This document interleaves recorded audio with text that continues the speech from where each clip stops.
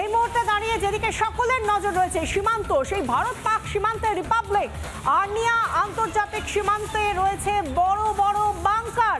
এলাকাবাসীর জন্য বানানো সেই বাংকার, সেই সমস্ত বাংকার এবং সংলগ্ন এলাকায় পৌঁছে গিয়েছে রিপাবলিক বাংলা, যেখানে আমরা জানি বারবার সিজফায়ার লঙ্ঘন করছে বা যুদ্ধবিরতি চুক্তি লঙ্ঘন করছে পাকিস্তান। এতদিন পর্যন্ত এতগুলো দিন হয়ে গিয়েছে বারংবার রাতের আঁধার চিরে ওই এলওসির ওপার থেকে তারা সন্ত্রাসীরা আমাদের ভূখণ্ডে তারা গুলিবর্ষণ করছে এবং সেই জায়গা থেকে সাধারণ মানুষের নিরাপত্তায় জোর বাহিনীর। আমাদের প্রতিনিধি ভাস্কর বসু পৌঁছে গিয়েছেন একেবারে এই সীমান্তবর্তী এলাকায়। কি তুলে ধরলেন, কি প্রতিবেদন দেখুন। এই মুহূর্তে আমরা দাঁড়িয়ে রয়েছি ভারত পাকিস্তান আন্তর্জাতিক সীমান্তে আর্নিয়ার যে সীমান্তবর্তী এলাকা, সেই সীমান্তবর্তী এলাকাতে এই মুহূর্তে আমি একটা স্কুলে নিয়ে যাব, যে স্কুলটা ঠিক 8-10টা সাধারণ স্কুলের মতো নয়। কেন 8-10টা সাধারণ স্কুলের মতো নয়? কারণ এই অংশটা একেবারে ভারত পাকিস্তান সীমান্তে, যেখানে লাগাতার বিগত এক সপ্তাহ ধরে লাগাতার 17 বার সিজফায়ার ভায়োলেট করে পাকিস্তানের তরফ থেকে কিন্তু এখানে কোনো রকম প্ররোচনা ছাড়াই যে গুলি, সেই গুলি চালানো হয়েছে। এই যে বাংকারের একটা গেট, সেটা বাংকারের একটা দরজা এবং এটা হচ্ছে বাংকারে থাকার রুম। এই যে জানলাগুলো, সেই জানলাগুলো পর্যন্ত কিন্তু লোহার যে লোহার শিট দিয়েও কিন্তু সম্পূর্ণ প্রোটেক্ট করে রাখা রয়েছে। একদম খুবই মাটির তলাতে খুবই ছোট্ট ভাবে কিন্তু তৈরি করা হয়েছে এই বাংকারটা। আরও একটি লোহার দরজা রয়েছে। আমার ভিডিও সঞ্জয় আমার সঙ্গে রয়েছে। সঞ্জয়, আমার সঙ্গে এসো। এটা যে আরেকটা দিক, এটা হচ্ছে আরও একটা ঘর এই বাংকারে। এই বাংকারটা একটি স্কুলের মধ্যে এবং এই স্কুলের যারা পড়ুয়ারা, যদি কখনো সেরকম পরিস্থিতি হয় যে স্কুল চলাকালীন এই পাকিস্তানি জঙ্গিরা সিজফায়ার ভায়োলেট করে কোনো রকম প্ররোচনা ছাড়াই আবারও ফায়ারিং শুরু করছে, সেক্ষেত্রে দাঁড়িয়ে পড়ুয়াদের, যারা স্কুলের কর্মীরা রয়েছেন, যারা শিক্ষক শিক্ষিকারা রয়েছেন বা যারা সংলগ্ন এলাকার বাসিন্দা, তাদেরকে শেল্টার দেওয়ার জন্য, বাঁচানোর জন্য এই বাংকার ব্যবহার করা হয়। বাইরে থেকে যদি সিজফায়ার ভায়োলেট করে পাকিস্তানি জঙ্গিরা তারা যদি কোনো ধরনের পরিস্থিতি তৈরি করার চেষ্টা করে ভারতের প্ররোচনা ছাড়াই, সেই জায়গা থেকে দাঁড়িয়ে স্কুল পড়ুয়া সাধারণ মানুষ প্রত্যেককে বাঁচানোর জন্য, সেফগার্ড করার জন্য কিন্তু এই বন্দোবস্ত। প্রতিটা এই ধরনের আচরণ, যেগুলো কোনো রকম প্ররোচনা ছাড়াই লাগাতার ইন্টারন্যাশনাল বর্ডারের এপারেও ফায়ারিং করবার মতো যে আচরণ, সেই আচরণকে প্রতিহত করছে, পাল্টা জবাব দিচ্ছে সেখানে সাধারণ মানুষ। তারাও প্রস্তুত, অন্তত ভারত পাকিস্তান আন্তর্জাতিক সীমান্তের গ্রাউন্ড জিরোতে দাঁড়িয়ে সেই বিষয়টা দিনের আলোর থেকেও স্পষ্ট।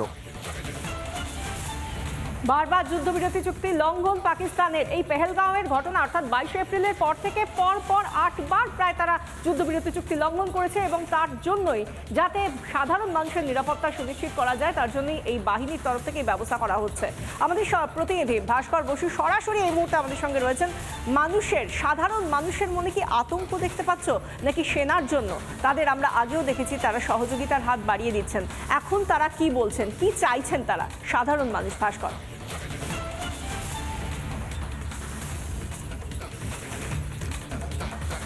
একদমই বিশাখা, দেখো এই মুহূর্তে আমি যে জায়গাটা দাঁড়িয়ে রয়েছি, এখান থেকে কার্যত ঢিল ছোড়া দূরত্বে ভারত পাকিস্তান আন্তর্জাতিক সীমান্ত। তুমি বলছিলে সাধারণ মানুষের কথা। সাধারণ মানুষ তারা যেটা বলছেন যে এবার সময় এসেছে এই পাকিস্তানিদের এই শয়তানিটাকে একটা কঠোর জবাব দেওয়ার। ভারতীয় সেনার সঙ্গে তারা রয়েছেন এবং ভারতীয় সেনা তারা পাকিস্তানকে প্রত্যুত্তর প্রতিদিন, প্রতি মুহূর্তে ঠিক যে ভাষাতে পাকিস্তান বুঝতে পারবে সেই ভাষাতেই দিচ্ছেন। এবং সাধারণ মানুষ তারা এই মুহূর্তে নিজেরাও নিজেদের মতো করে প্রস্তুতি শেষ করছেন। বিশাখা, দেখো এই মুহূর্তে আমি যে জায়গাটা দাঁড়িয়ে রয়েছি না ভারত পাকিস্তান আন্তর্জাতিক সীমান্তের একেবারে ঢিলছোড়া দূরত্বে, এবং তোমাকে আমি এই জায়গাটার ভিতরে নিয়ে যাব। এটা কি?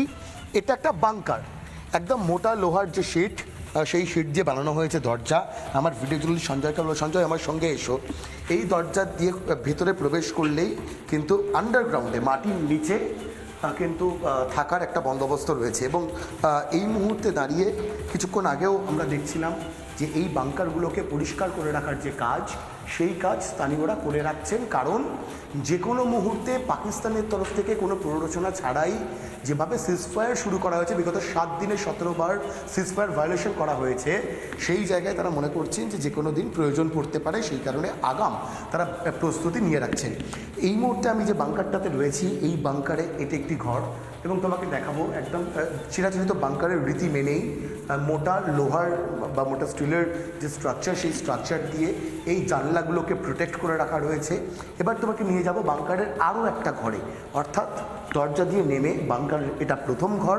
দ্বিতীয় ঘরে তোমাকে এবার নিয়ে যাব, আমার ভিডিও জার্নালিস্ট সঞ্জয় লাগাতার সেই ছবিগুলো দেখাচ্ছে, তোমাকে দেখানোর চেষ্টা করব যে এই ঘরের মধ্যে কিন্তু ইতিমধ্যেই প্রস্তুতি নিয়ে রাখা হচ্ছে। একাধিক থালা বাসন দেখতে পাচ্ছি, একটি ছোট পোর্টেবল গ্যাস সিলিন্ডার দেখতে পাচ্ছি, খুব প্রয়োজনীয় যে থালা বাসন, সেই থালা বাসন একটা ট্রাঙ্কে রয়েছে, আরও নানান জিনিসপত্র রয়েছে, ছোট একটি হিটার রয়েছে, যাতে যে কোনো মুহূর্তে যদি এই বাংকারে আশ্রয় নিতে হয় সাধারণ মানুষকে, তাহলে প্রয়োজনীয় যে সমস্ত বিষয়, সেই বিষয়গুলো যেন বাংকারে প্রস্তুত থাকে। বাংকারটা পরিষ্কার করে রাখা হয়েছে, তোমাকে সেই ছবিটাও দেখাচ্ছি।